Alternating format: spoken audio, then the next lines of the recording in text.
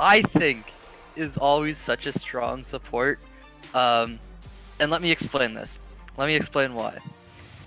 She is such a safe support until she's no longer safe, and then she's in your face. So she doesn't have to take any damage, right? If you're a Nautilus and you hit your hook on a minion instead, or you hit your hook on the wall, you're going in. You can't stop that. But if you're a Leona and you hit it on a minion, or you just miss the champion, you know, you're still safe. You're still vibing.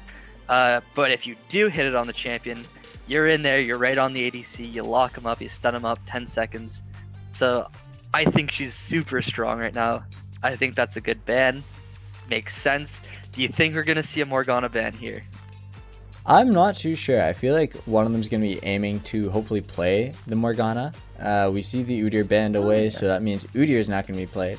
So I'm expecting either a Morg ban here or a Morgana pick. But I do not think. Change of pace. Yeah, it'd be a nice change of pace if we don't see Morgana in this game, either picked or banned. However, with how strong she is, yep, there's no chance that's not getting picked there. If it gets through the bans, that's going to get picked pretty much every time, especially with the Udyr banned away already. Then the Nocturne taken away, which Nocturne could be a flex pick, could be top, mid, jungle, etc. So I'm alright with that as well. But with the Udyr banned away, Morgana is 100% picked. But it's not going to be any of those because it's on the bench. So it can't be a flex pick. It is true. It is a flex ban. We'll go with that one. I think that's a better. I think that's better. They're like, do they ban this for the mid lane? Do they ban this for the top lane? Oh, I don't know. Ban it for everybody. Nobody gets to play it. Also, speaking of nobody gets to play it, guess who gets to play somebody that they actually are very comfortable on? Two Dude over here on the Evelynn. So the Evelynn finally makes it through the banning phase, and I think Two Dude is probably salivating a lot right now because he has a lot of experience on Evelynn from what I know. So I'm expecting some good games coming out of Two Dude on this Evelynn, and it just depends on how well he can play around vision of the enemy team, especially if they're going to be picking up the pink wards like typically a team playing against an Evelynn should, especially once Evelynn hits level 6. So as long as Two Dude can play well around that vision, I am hopefully going to see a good game out of him. And also, Graves here being picked up on the side of Team Supp Diff, which would indicate to me that Morgana might be going mid lane or support, because I think Morgana is more of a laner than Graves is. What do you think? Yeah, we're not going to see a Graves go and support any. I don't care how much vision denial his W gives. We are not seeing this Graves go support. That's just not happening. With this Evelynn, you talked about the good. I'm gonna talk about. You talked about the good. I'm gonna talk about the ugly. All right. An ugly part about this, you know, you're such a squishy. You're an assassin. It's great against these squishy. Against Caitlyn, that's perfect. You worry about the Morgana though, because if you get hit with one of those bindings, right, that's it for you. You're gonna die. And the black shield does stop any of the charm effects. And on top of that, Morg can actually give vision in a sense about the Evelynn nearby. So with Morgana, her ultimate actually becomes available if there's enemies nearby. So enemies in bushes or enemies that are invisible, it'll actually activate. So if you're keeping a close eye while you play Morg on your ultimate, you can kind of tell if there's a champion nearby without actually seeing them. So it's a cheeky little thing that you can kind of do to get a little lead up on these Evelynns or these Twitches. So that's where we see a bit of the worry. What do you think about these final bans, and what else were you going to say? I like these final bans, and one thing I was going to say is just kind of, you know, standing on that a little bit. So Morgana is not the only one who has that as well. Tryndamere on his W gets the same thing. Tryndamere's W also lights up as far as I know, even if you don't have vision of somebody. So it kind of gives you a little bit of a heads up, because obviously you don't know exactly where they are, but it gives you a little bit of a heads up. So you're saying a Tryndamere pick? I'm saying possibly we could see a Tryndamere. We have the double Evelynn counter with the vision right there. Everyone will buy like 2 pink wards, and everyone will pick champions that counter Evelynn. Just we're also gonna be looking for a Lee Sin here for the extra vision as well with the E. Nami Sivir. It's possible. Can you talk us through that bot lane? Talk us through that Nami Sivir. Nami Sivir, I know you're a huge proponent of the Nami pick, because I know you really like Nami as a champion. I was a little bit skeptical for a while, but I definitely do like the Nami overall from how I've been seeing it played lately. So I am going to be liking that bottom lane quite a bit. And the thing is with Sivir, as long as you build a lethality and you get a good build and you get ahead, your damage is going to be absolutely off the charts very early. Sometimes it might take a little bit longer based on your gold. However, you should be able to get some major damage earlier. We're going to maybe see a Quinn, or are we going to go see a Nasus or Gangplank? I was hoping for the Quinn. It's looking like we're going to get a set. Okay. Triple bamboozled. All right, I got you. Fully distracted from the talk of the bottom lane, but I like that set pick. I think set is a great pick. I think set's W is absolutely insane still, and let's play a game. Tank or no tank? We got one more pick. Tank or no tank? I say they gotta go tank. I'm saying tank. Has to be. They gotta go tank. Or not. No tank. Okay. Wow. Okay. Let me set this up for you, and then I'm gonna let you kind of strike it down here. We have a team that has a good amount of tank. Graves can get tanky with his passives. Morgana has that black shield and a lot of healing. Galio, obviously big tank. Set, obviously big tank. Against team that's assassins. We've got Viego, we've got Evelyn, we've got Akali. You know, how is this going? Tell us. You know, I've built it up. Here's the game. Go for the big, hit the home run here, Joe. I think that Big Vibrating Chungus may have outdrafted themselves here, if I'm being quite honest with you. That is my short but sweet explanation. Not necessarily in the champions that they picked. It's the champions that they picked going into the enemy team's champions that were picked. Because the assassins, I don't think are going to be able to do a whole lot against the set. I worry about the CC, that if the assassins get caught up with CC, yeah, it's game over. That as well. You have the Caitlyn traps, you have Galio, the king of CC, you have Graves making them not be able to see anything, you have the Morgana Q, the Morgana R, etc. There's a lot. Yeah, there's a lot. So I don't know how I feel about this assassin, very aggressive style comp going into the slightly tankier but also aggressive comp of Team Supp Diff.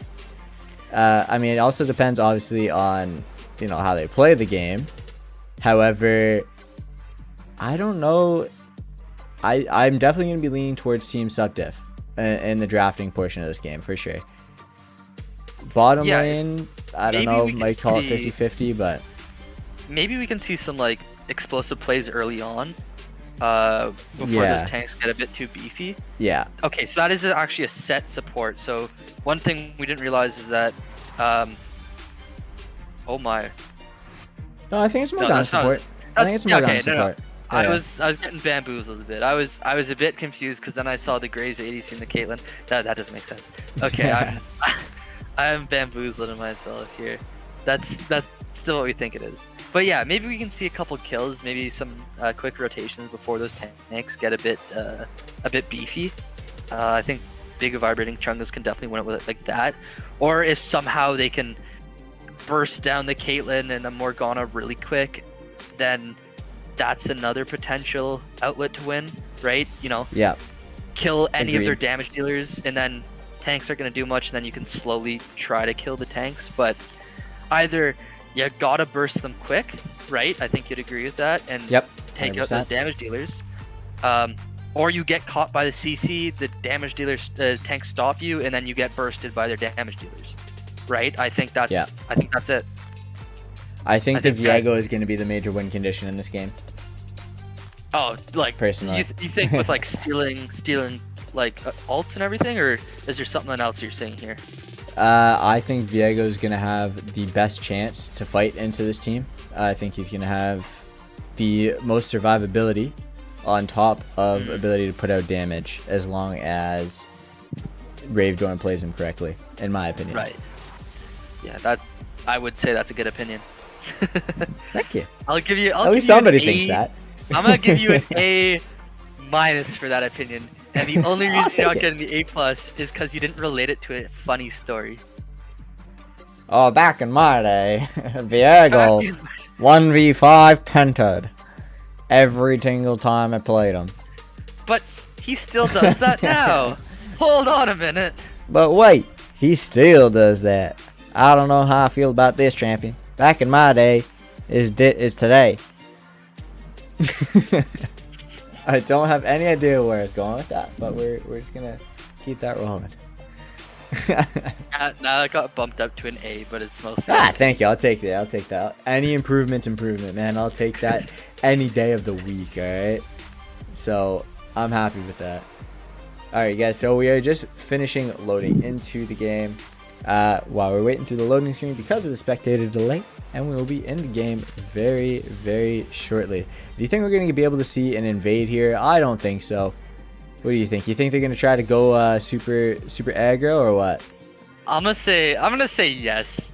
And I'm gonna say it because there's a lot of CC on Team Supp Diff, and there's really nothing on Team Big Vibrating Chungus. Maybe a Nami bubble, but that was not the easiest to hit. So I think Team Supp Diff can actually just kind of walk up through the jungle and do what they want. So yes, and because we haven't seen one, maybe we'll see a little cheeky something. Maybe we will. Honestly, I think it'd be pretty entertaining to watch, especially at this point. So I'm really kind of hoping we do. I am kind of hoping we see one. I'm not 100% sure if it'll happen, but I'm hoping it does now. Now that I'm thinking about it, I'm really, really wishing for it now. Any clown fiesta is a good clown fiesta in my books. For content, absolutely. If it's in your solo queue games, maybe not quite as, quite as sought after as when you're trying to make content out of it. So, all right, we are going to go ahead and pop over to the in-game scene. We're just gonna wait and see it go ahead and pop up, and we are going to be in the game. So we're just going to be on to see Team Supp Diff, or Team Big Vibrating Chungus, sorry, zipping out of their base, heading into the jungle. We're going to see Team Supp Diff go and do the same. It's looking like we might be seeing a modified 5-point, possibly, for the side of Team Supp Diff. No invade. No one, whatever So it is. far, no modified. invade. Yeah, modified or not, it's not an invade. So I'm far, sorry. boring. Yeah, Absolutely I'm boring. sorry that I brought hope to everyone watching that there'd be a fun little clown fiesta. Absolutely boring. Come on, guys. You could have at least thrown some fireworks in there. Come on. Yeah, maybe like just an ignite or something. Just waste your igniter, waste a flash. Something. Just give us a little something to talk about instead of just rambling on about the jungle and the early game here. Yeah, they're not going to do that though. No. Okay. Absolutely not. Let's break it down here so the viewers at home know exactly what they're getting themselves into here.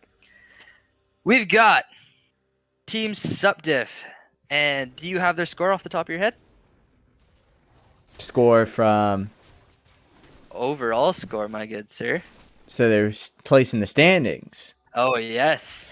I believe that they are 2-2. 2-2 they in fact would be. If we're both completely wrong, hopefully somebody corrects us, but I believe we're right. I believe they're 2-2, and if I am incorrect, then yes, please yell at us, talk trash in the comments, whatever you want to do. Just be polite about it, please. And Team Big Vibrating Chungus is also in the same standings here, sitting at 2-2. So this is actually kind of a break a little tie, and to see who kind of goes ahead, unless we get another tie. That is true. We could see another 1-1. If we see a 1-1, then there's no change. But if we do get a 2-0 game here, this is basically a big time for movement in the standings, right? When there's two potential points and you're even right next to each other, there's a lot of difference that there's a lot of ground you can put between yourself right now. So absolutely, hopefully the teams kind of understand, the severity, I guess, of this game. Because remember, you're not only are you getting these 2 points for yourself, right? You're also denying the 2 points to the other team. Exactly. I'm also I'm liking the fact that whoever wins the first game has a chance to go ahead and take the second game just based on the momentum that they're going to be having. And especially if it's red side. We seem to have seen the team that's on blue side have a little bit more success. I don't know if that's just where people are more comfortable or what. I know for a very long time when I first started out playing, I was much more comfortable on the blue side. So it kind of would make sense. I would fully understand it if that is the case. And the way that the tournament's been going, honestly, if we see that happen, where red side, aka Big Vibrating Chungus in this case, wins, they might take both games a little bit easier than would be if they were blue and switching to red side. What do you think on that? It's a little home court advantage. I think that home court advantage definitely exists. So, if you can pick up that first game kind of on the offside, I think that the next game should actually come a bit easier. Momentum plays a part, but also just having, as you talked about, the side that is more natural. I think in games it's a bit more natural to be going up than to be going down. So having both the momentum and that, I think, as you said, if Vibrating Chungus can capitalize on that, that's fantastic for them. But, they still got to put in the work, and Team Supp Diff can just as easily take the game, right? We're not talking about it'll be handed to them. There's still a lot of work to put in. If Team Supp Diff has all the communication, they could definitely take both sides. Or, we could see the opposing side, the team on the top, grabbing both if they have the good calls, right? I wouldn't say it's like a big difference, but it's there, and it can be disrupted. Absolutely. Sorry about that to kind of cut you off there. I really like that spell shield that came out from Perfecto there. It was really well timed. Didn't want to cut you off, but I just wanted to acknowledge that quickly. Hence the little ooh. Ooh. Ooh, kill him, Terrio. Oh no, that meme. Is that meme back? No, absolutely not, man. That meme died with Vine. That meme died with Vine. Oh. I love Vine, but maybe TikTok should die with Vine. I don't know. I agree.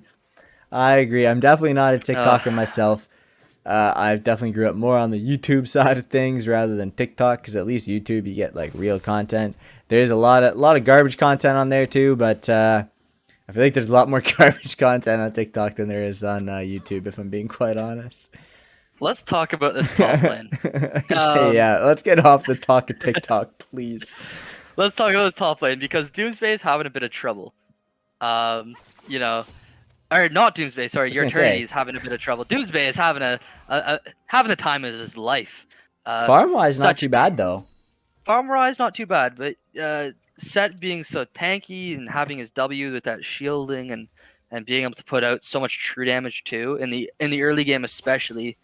How do you see this? How do you see this lane going? Are we gonna see a change of momentum here in the later stage now that there's 6? What are you thinking? I don't think we're going to see a momentum change. I think we're going to see Set likely continue to not necessarily like fully dominate, because your Eternity is still playing this pretty well where he's able to get some farm and not die. Oh, and as we're talking about that, we're going to see a play go down in the mid lane. We're going to see Ravedorn likely go down. However, with Viego, he's going to be able to flash. Oh, he didn't even need to flash. He just uses his quick little dash and ult away. Saves the flash, which is really good for him. And he gets the flash out of Cloudy Day here on the Graves. So I think that's a worth trade. Ultimate for Flash, I'll take that any day of the week. But quickly back to this top lane. I think your Eternity is doing fine with the way he's farming. However, I think the position of the lane bully will absolutely continue to be fulfilled by Doomsday. Strictly because of a video that I believe I showed you as well. And it's a video of a Set who dealt over 2,200 true damage with 1 W. Late game. You know who's bullying Hugh now is Senpai onto Ravedorn. Cloudy Day has made his return back again, unable to pick up the kill for the second time. They're just going to push this under tower. And that should be the end of it. That should be the end of it. I was going to say about Graves' ult, and then I forgot the name of it for a second, so I just kind of left it there. We're going to pretend that I still remember it, even though Yeah, let's just talk about bottom lane. The bonk. The We're gonna bonk talk. is what We're gonna talk about the bonk. We're also gonna talk about this dragon going down right now, which apparently the timers aren't up right now for some odd reason. Sorry about that, guys. Now we are going to go ahead and see that the cloud dragon is just picked up, and the second dragon going down is the infernal dragon. So we're going to be seeing either a mountain or an ocean soul. Either way, it's gonna be good for the tanky stats on Team Supp Diff here. So it's starting to look towards their favor right now. They picked up the first dragon. If they get the second dragon and then pick up either one of those two souls, it's going to be really strong for them. So it might become a little bit of an uphill battle for Team Big Vibrating Chungus there.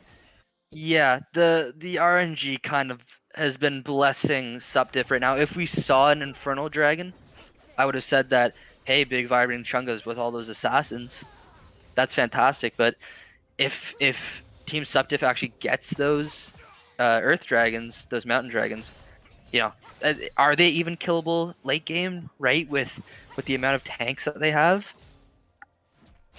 Honestly, it might not be the case. It depends on how they build. It depends on if the set's going to be a little bit more bruiser style rather than, full tank. Also, your Eternity on the Akali blowing the ultimate. Doomsday still has his. We're going to go down here in the mid lane. We're going to see Ravedorn getting some major damage. Doomsday is going to miss his E, and that's not going to be good. But his W is going to get a little bit, but he's not going to be able to get the true damage. Two dudes are going to be up there. And obviously, Doomsday doesn't see him because of, Evelyn hiding in the shadows. I was going to say Evelyn is top without a pink right now, but I really don't think Doomsday is going to push up just too far. He's already low on health, and I'm pretty sure he wants to go back here. Yeah, and right now, looking at this bottom lane, it seems pretty Resident Sleeper so far. It just seems like it's farm central, Nami heal, Sivir Q, Caitlyn with the trap in the Q. And that seems to be how it is. And Kano here on the Morgana just hitting a few Qs here and there, but not being able to pick up any kills yet. Yeah, it's always going to be pretty sleeper in the early games with champions like Nami or Soraka. You try to get some engage, especially if it's a poke lane too. Hard engage typically on a support, you try to counter like heal with a hard engage, right? Because you want to hard engage and kill them before they can heal back up. Poke's gonna stop that, but Cloudy Day up in the top side, your turn, he might get caught out here. The flash forward is gonna save him just for now. The Ignite burning, ticking. First blood actually going over to Cloudy Day for now, but he might actually get turned around here. Two dude is gonna be the rude dude today and pick up that kill on Cloudy Day. He's going to go flash ult. Your Eternity's ult's going to go down, or flash is going to go down as well. However, that 1-for-1 trade's fine. It might even be a 2-for-1. Tudu might be able to pick him up here. Oh, Doomsday flashing back to get him into the turret. W, oh my god, almost a fantastic play. If he could have got that into the turret, that would have been absolutely fantastic. I think he would have got that kill.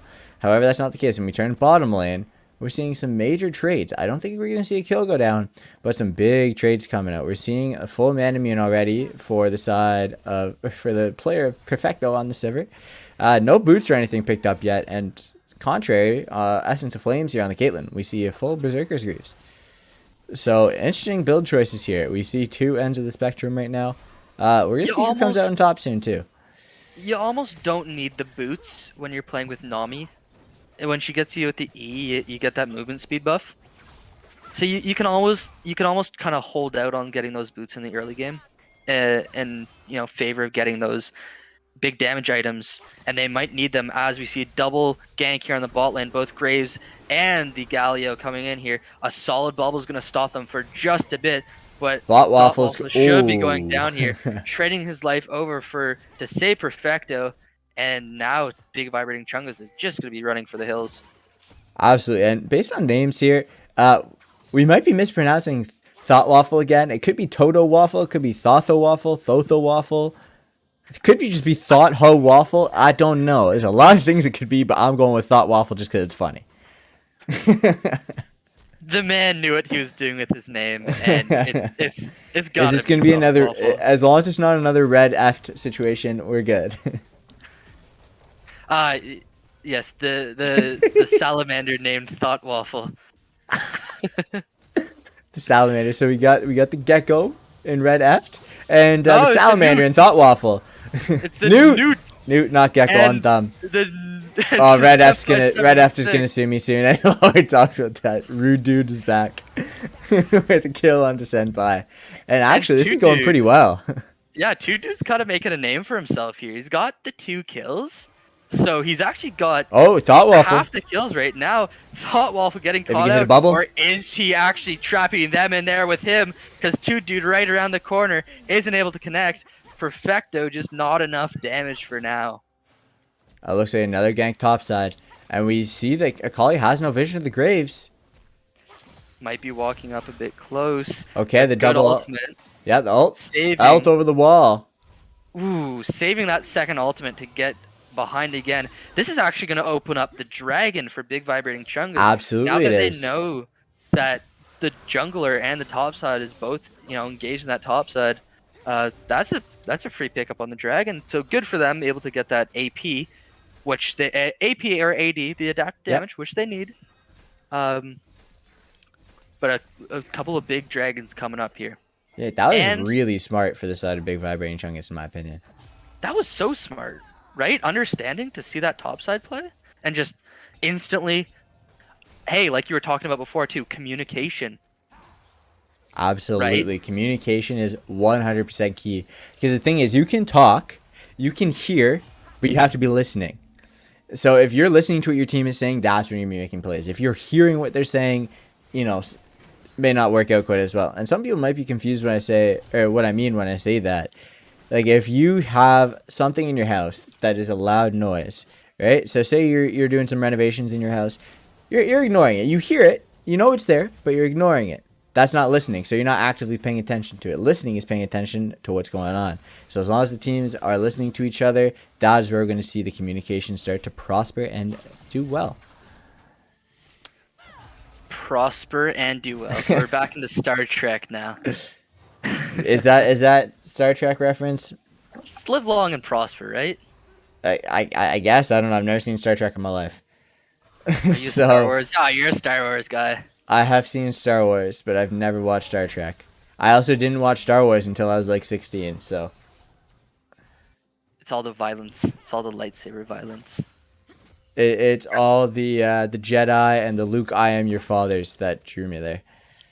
I wanted to know who was the father. Okay? I wanted to know. That's kind of nice of you, dude, to be donating that blue buff over to Perfecto. Sivir's a champion that kind of runs pretty hot on so yeah, actually even with up the that man blue buff. immune. Yeah, actually picking Good up that blue pickup. buff is gonna be fantastic. So we see the nice serrated of you, Dirk. dude.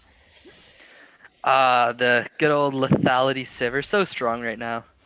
Yeah, I love it. Your Eternity, by the way, has been like playing with these Fucking shrouds work. really well.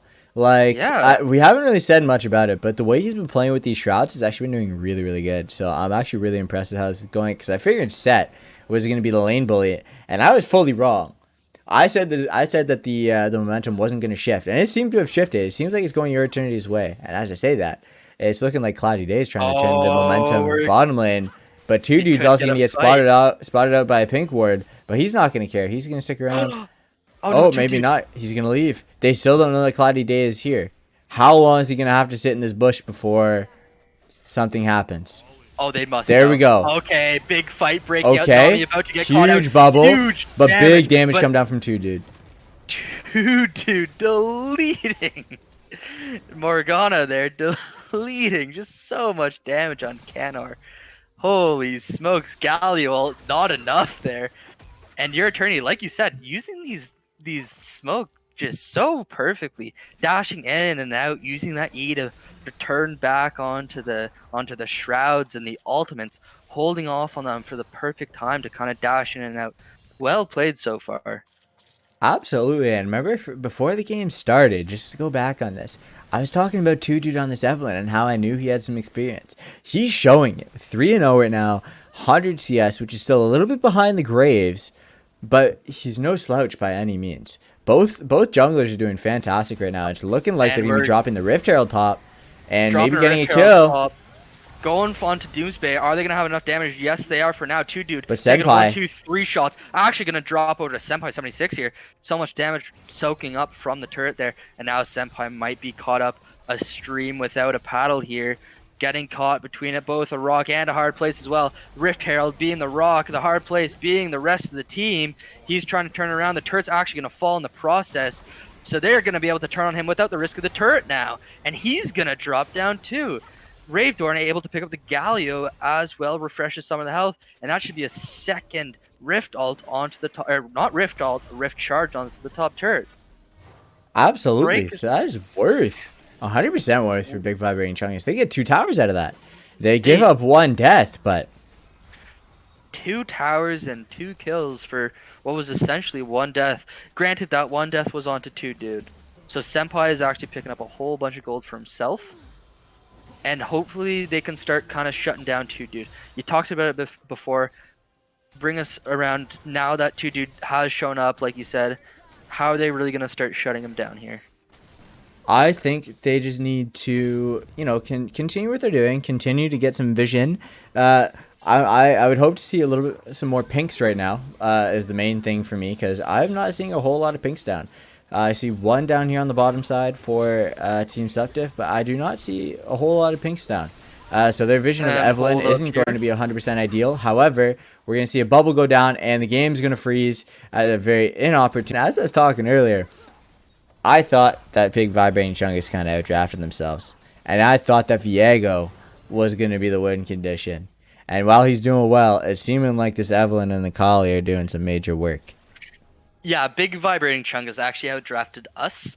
Yeah, they outdrafted the commentators. That's a real impressive feat here.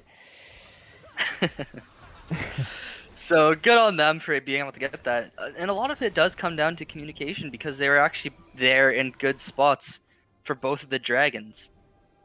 It's you can't really blame it too much, because the scores were actually a lot closer before that last dragon fight, but it was just being in that right spot there, right? Like having that vision of the dragon and being able to set it up. It's a lot harder to fight into a team when you don't have vision on their back line, when you don't know kind of where everyone is.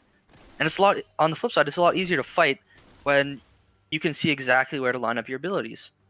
So the game was actually a lot closer, and it was just, being at those objectives, having the right, that communication right there. But also in saying that, I think we're going to see a different draft here, because we're seeing this 5-1 Evelyn. But what are your thoughts? Do you just try to counter it with a different champion? I think the Evelyn's going to get banned away. Because here's the thing, all right? So most other games, if not all other games that happened last weekend for the first week, Evelyn was banned. So if we're already seeing Evelyn banned a lot, and then it slips through this time, and we see 2 dude pull out this performance, I think it's going to go back to being banned. That is my honest opinion on that one. If not, then I think Big Vibrating Chungus is going to be prioritizing it very heavily if they can. However, at the same time, I feel like Supp Diff might also try to steal that away if they go to leave it up. Oh, wow. One of the things we didn't talk about is how much damage you can put, how much damage Team Big Vibrating Chungus can actually put onto objectives. Because they're burning through this with all those assassins and Viego and Sivir. They actually do so much damage so quickly. And Team Supp Diff didn't even know. Yeah, that's another objective picked up. Fantastic communication for Team Big Vibrating Chungus to just pick that up. And we're seeing up to a 7k gold lead now. If we go ahead and take a look at the gold difference between champions, this mid lane is an enormous difference. So Viego right now up at almost 10k gold. He is by far the highest gold in the game. Galio down at 6.5k. Almost to be expected with Galio, though. You want to be playing a lot of roaming. So in doing that, you're going to miss out on a whole bunch of farm. So it's a bit of a trade-off. You're a big tank, so you don't need as much gold anyways, too. But Doomsday, the other big tank, is going to get caught a bit. Not quite. Senpai saving his life a bit. Getting out as well for himself. We might be seeing a bit of a dive here. 5 players on side of Team Supp Diff. This is why they need more vision. Remember, I was talking about vision. So I was talking about pink wards before for Mr. 2 Dude here on the Evelyn. However, I think they just need to get more vision down in general. They have a couple blues down, but okay, we're gonna see a bit of poke. I didn't know Akali could poke like that, but apparently, if you're that clean, Akali can poke like that. Yeah, once Just you got that dash Riftmaker it down and the Zhonya's, you really do start to do some major damage if you can weave the abilities in there properly. All right, and with the second turret going down potentially right now, how does Team Supp Diff try to take this away? Nice disengage there, almost getting the kill. Very good to get Okay, that snipe. cloudy day. Oh, Essence of Flame Okay. threads the needle. Okay. Ooh. Okay. Okay. As Okay. this is happening, I finally remembered the name of the Graves ult.